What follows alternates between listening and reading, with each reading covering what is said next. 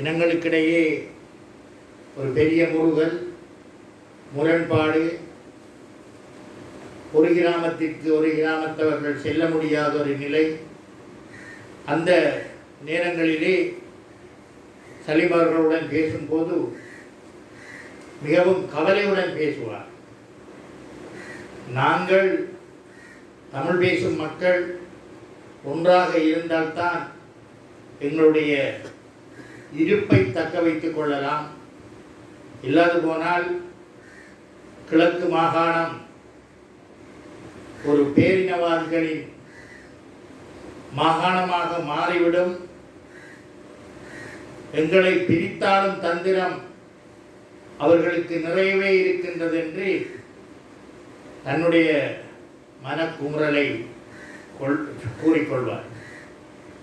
அவர் எப்படி ஒரு பொதுவாக சிந்தித்தாரோ நான் நினைக்கின்றேன், அவரது குடும்ப வாழ்விலும் அதை சிந்தித்தவராக அவர் வாழ்ந்து இன்று எங்களுடன் இல்லாமல் சென்றிருக்கின்றார். உண்மையிலேயே ஊடகத்துறை என்பது அந்த காலத்திலே துரைரட்னமன்னன் கூறும்போது சொன்னார், பக்ஸ் வசதிகள் இல்லாத நேரம் என்று. பக்ஸ் வசதிகள் மாத்திரமல்ல, மொபைல் போன்களும் இல்லாத நேரம். எனக்கு தெரிந்தவரை நான் நினைக்கின்றேன், அவருக்கு ஞாபகம் இருக்கும், நான் பாராளுமன்ற உறுப்பினராக இருந்த காலம் ஒரு குறிப்பிட்ட சிலர் முதல் தடவையாக பாராளுமன்றத்தில் இருந்த காலம் குறிப்பிட்ட சிலர் தான் ஊடகவியலாளராக இருந்தார்கள். அதில் உயிருடன் வாழ்பவர்கள் ஒரு சிலர் தான். துரைரட்னமன்னன், அந்த மண்டூர் வீரேஸ்வரி ரிப்போர்ட்டர் பாக்கியராஜ் அண்ணன், அப்படி 1-2 பேர் இருக்கிறாங்க. மற்றாக்கள் எல்லாம் இல்லை. ஊரெல்லாம் செய்திகளை சேகரித்து பின்னேரம் என்னுடைய டெலிபோனுக்கூடாக செய்திகளை சொல்லி அங்கு எழுதப்பட்ட காலங்களும் அந்த காலங்களிலே இருந்ததை துரைரட்னமன்னன் அவர்கள் அறிவார்கள்.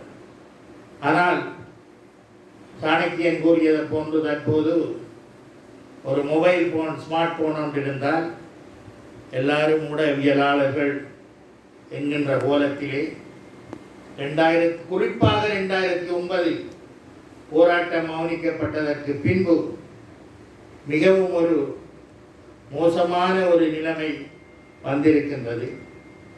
அதை ஒரு சிலர் இன்று கட்டி காப்பாற்றிக் கொண்டிருக்கின்றார்கள். அதில் நான் நினைக்கின்றேன், இந்த கூட்டத்திலே இருக்கின்ற விரல் வெட்டு எண்ணக்கூடிய ஊடகவியலாளர்கள் நினைக்கிறார்கள் 6 பேர் 10 பேருக்குள்ள நிதானமாக செயற்பட. உண்மையாக இன்றைக்கு மட்டக்களப்பு மாவட்டத்திலே தங்களை ஊடகவியலாளர்களாக காட்டிக்கொள்வர்கள் வந்திருந்தால் இந்த மண்டபம் போதாமல் இருந்திருக்கும். ஆனால் நிதானமாக, அதுக்காக நான் உங்களை தலையில் வைக்கிறேன் இல்லை, உண்மையிலேயே இல்லை, இதுக்கண்டு சொல்ல இல்லை, உண்மையிலே நூலில் இருக்கிறேன். நியாயமான செய்திகள் வரும். எங்கே பார்த்தாலும் ஒரு செய்தி சேகரிக்கணும் என்றால் சிலர் கோவிச்சாலும் பரவாயில்ல, கிருஷ்ணா அந்த இடத்துல நிற்பான். மற்றவர்கள் பகுதி நேரமாக என்று சொன்னாலும் செய்கிறீர்கள்.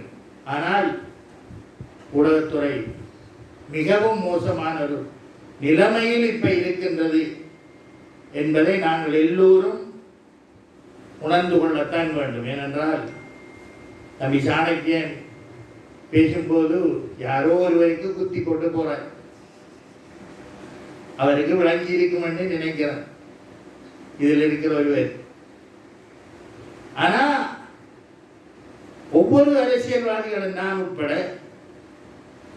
தங்களுக்கு சாதகமான ஆட்களை தங்களுக்காக செய்தி கொடுக்கக்கூடியவர்கள், அது முகநூலாக இருந்தாலும் சரி, வேறு ஏதாவது இணையங்களாக இருந்தாலும் சரி, அப்படி வைத்துக்கொண்டு ஏனையவர்களை பழி சுமத்துவது என்பது மிகவும் மோசமான ஒரு அரசியல் நிலைமைக்குள் தற்போது குறிப்பாக மட்டக்களப்பு மாவட்டம், வடகிழக்கிலும் மட்டக்களப்பு மாவட்டம் மிகவும் மோசமான ஒரு நிலையில் இருக்கின்றது என்பதை நாங்கள் ஏற்றுக்கொள்ளத்தான் வேண்டும். அந்த வகையில் உண்மையில் இவ்வளவு காலமும் இதையெல்லாம் பார்த்திருந்து இன்று எங்களுடன் இல்லாத சலிமன்னன் அவர்கள் மரணித்து விட்டார். அவருடைய காலங்கள், அவருடைய வரலாறுகள் உண்மையிலேயே தலைமை உரையாற்றிய பேன்பராசா அவர்கள் பேசும்போது எனக்கு தெரியாத பல விடயங்களையும் மிகவும் உன்னிப்பாக கேட்கக்கூடிய மாதிரி ஒரு அலுப்பில்லாமல் இருந்தது என்றால் உண்மையில் சலீம் அவர்கள் எப்படி வாழ்ந்திருக்கின்றார் என்பதை உணரக்கூடியதாக இருந்தது. உண்மையில் ஒரு ஊடகவியலாளருக்கு மேலாக ஒரு மனிதன் எப்படித்தான் வாழ வேண்டும் என்று ஒரு வரையறையுடன் தன்னிலமற்றி மெய்சிலிர்த்தது அவர். இந்த அவருக்கு கிடைத்த பணமுடிச்சை கூட திருஞான சம்பந்தர் குருகுலத்திற்கு கொடுத்ததை கூறும்போது இப்படியும் ஒரு மனிதன் நம்முடைய காலத்தில் வாழ்ந்தாரா என்பதை நினைக்கும் போது உண்மையிலேயே ஆச்சரியமாக இருந்தது. பெருமைப்பட வேண்டிய விஷயம். எங்களை விட இந்த நிகழ்விற்கு வந்திருக்கும் அவருடைய புதல்வன் புதல்வி மருமக்கள் உண்மையிலே பெருமைப்பட வேண்டும். நீங்கள் இப்படி ஒரு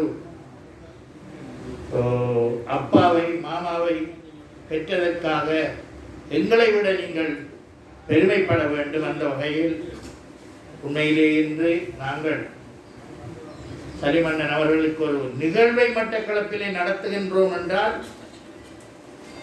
அது அவருக்கு நாங்கள் செய்கின்ற ஒரு பெரிய ஒரு நன்றிக்கடன் என்றுதான் கூற வேண்டும். அதை ஏற்பாடு செய்த இந்த ஏற்பாட்டு குழு மற்றும் ஊடகமையம், கிழக்கிழங்கை செய்தியாளர் சங்கம், உங்களுக்கு என்னுடைய நன்றியை மீண்டும் மீண்டும் கூறி